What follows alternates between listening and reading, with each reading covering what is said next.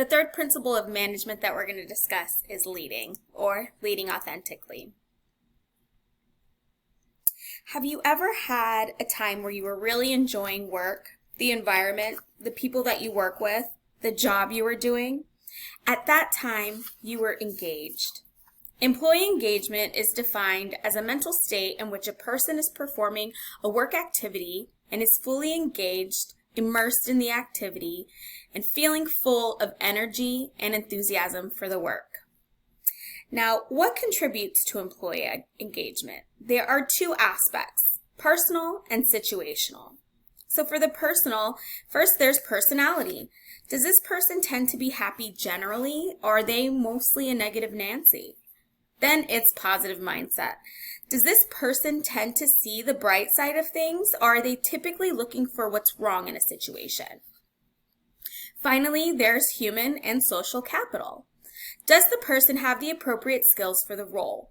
Are they competent and confident in their performance? Also, do they have the resources available to them via their social network to reach out for help?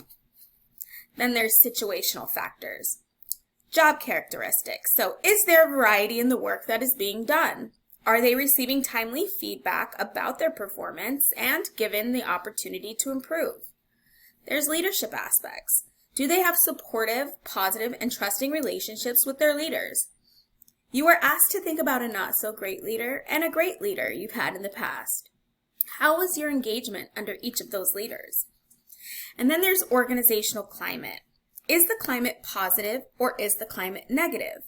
Whichever way that pendulum swings is going to be the impact on employee engagement. And finally, there's stressors.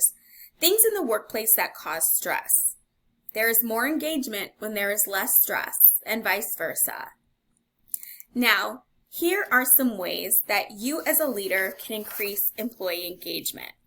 First, there's personal resource building. So helping the employee to see the positive impact that they have not only on the team, but the organization. Helping them grow their resilience by allowing them to make mistakes and learn from them. I used to tell my employees, the entire company is not going to burn down if you make a mistake, as long as you learn from it. You want to make sure you help them maintain a positive outlook by reminding them that they are fully supported. Next is job resource building. Increase an employee's resources by teaching them new skills, providing them access to data that will empower them in their day-to-day tasks, and introduce them to peers that can offer guidance and information, and provide regular and positive feedback. Leadership training. So allow them to take courses, lunch and learns, attend seminars that will teach them leadership skills. This continues their growth and can open them up for opportunities in the future. And finally is health promotion. Promote a healthy lifestyle. Encourage team members to take a break when work is getting to be too much. I used to take a break every morning after 2 hours of work and invited my team members to join. The organization I work for currently holds wellness seminars discussing a different topic every month. This shows that they care about their employees and their well-being. And finally, encourage your team members to take their PTO. Working too hard for too long can cause burnout that is not good for the employee or the employer. Now, before we discuss managing conflict, we want to be able to identify the different types of conflict. So first, let's talk about dysfunctional conflict. This is toxic conflict. Conflict that hinders the organization's performance and threatens its interest. So imagine you have a print vendor that makes a mistake with a marketing postcard and it's sent out to all of our customers. An example of a dysfunctional conflict would be attending a meeting with that vendor and the manager completely cusses the vendor out and is totally disrespectful. That would have a negative impact on the company because it has a negative impact on the relationship with the vendor. Then there's functional conflict. So this benefits the organization and serves its best interest. Imagine that there's a new process rolling out and now it's time to iron out the kinks. It's important that people point out the potential opportunities or points of failure. It's also important to have a healthy discussion on the different options available. Everyone might not see eye to eye, but that sort of conflict is positive for the organization. Then there's too little conflict. Employees are uninterested, don't care, or don't want to offer new ideas. They're apathetic yes men, which is not positive conflict. And then there's excessive conflict. Even with healthy conflict, there is a such thing as too much. So it can have a negative impact on performance, causing dissatisfaction among the team, lack of teamwork, and even turnover. Now, let's discuss the 5 styles for conflict management. Not all are positive, but it's good to be familiar with all of them so you can spot them when they occur. First is avoiding, and it's just like it sounds, avoiding or ignoring conflict. It is necessary when emotions are running high and people need time to cool down, but we should never completely ignore conflict in hopes that it'll go away. Next is obliging. Given in to the wants and desires of the other party participating in the conflict. This can be beneficial when the concern is not worth the conflict or if giving in provides a better solution. Dominating. Forcing the conflict resolution by saying, listen, I'm the boss. And then finally, there's compromising. Both parties negotiate to find a resolution. Each give a little to gain a little. And if you look at the image in front of us, you'll see that using compromising as a way of managing conflict has a high concern for others and also a high concern for self.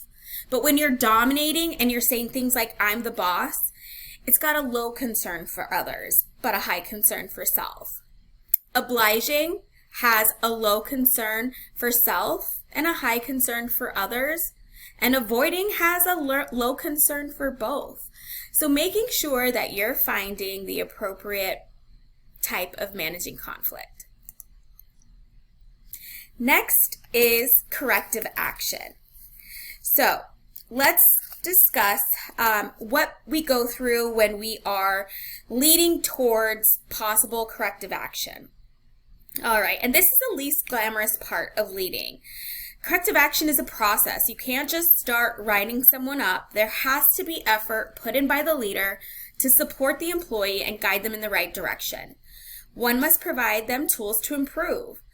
Now, there is a saying, is the problem a lack of skill or a lack of will? So as a leader, it's imperative that you provide the employee with the skills or direction needed to improve the areas of opportunity. If they're given these tools and they still do not perform, then it can be considered a lack of will to improve, and that is when the corrective action process begins. So the first step is to identify patterns early. And for this module, I'll use truancy as an example. So you have an employee that has a bad pattern of calling out on Mondays. First they're sick, then there's child sick, then they had a flat tire. It is important as soon as that pattern is identified that it is addressed. And this will be considered an initial discussion, right? Start by asking questions like, is everything okay? Then explain that you've noticed a pattern. I've noticed that Mondays tend to be difficult for you. Discuss the data. You've called in 4 of the last 6 Mondays. And then make sure that expectations are discussed. In a perfect world, this would correct the issue and we can all move on with our careers. However, that's not always the case. If the pattern persists, it's important that you document the behavior. Keep a list of dates and initial truancy and initial conversations. Then document the occurrences that happen after that conversation. The next step is a verbal warning. If the behavior persists, this is when a formal corrective action begins. It's not typical that you have to involve HR at this point, but if you have a good working relationship with them, it may be good to give them a heads up or schedule some time to chat. Then you want to schedule some time with the team member. Again, always begin the conversation with asking them how they're doing. This gives them time to provide you with information. But make sure that you allow them to speak and ensure they understand the implications of their truancy on the team and also on their performance. Ensure they are aware that this is a verbal warning and ask them that they will change to ensure the behavior is corrected. You want to follow up with them via email to document the changes that were discussed and any resources that may have been offered to them. It is important to respond with understanding. If the patterns continue, then at this point it's a good idea to bring in HR. After a verbal warning, the employee is provided a written warning. Everything is documented just the same, and expectations are also clearly documented. On a written warning, it is an expectation that the employee signs that documentation. Finally, if the behavior continues, it's a final warning. This is the stage to be truly empathetic and compassionate leaders hope they never get to. By now, the employee should have been provided tools and ways and resources to correct the behavior. The final warning is to document the resources provided and the continued behavior. Unfortunately, the next occurrence results in termination. Depending on your organization, the HR business partner or direct leader may be included in the conversation. Just like a written warning, the employee is expected to sign acknowledgement and be provided the opportunity to document and dispute. In leading, we talked about employee engagement, conflict management, and corrective action.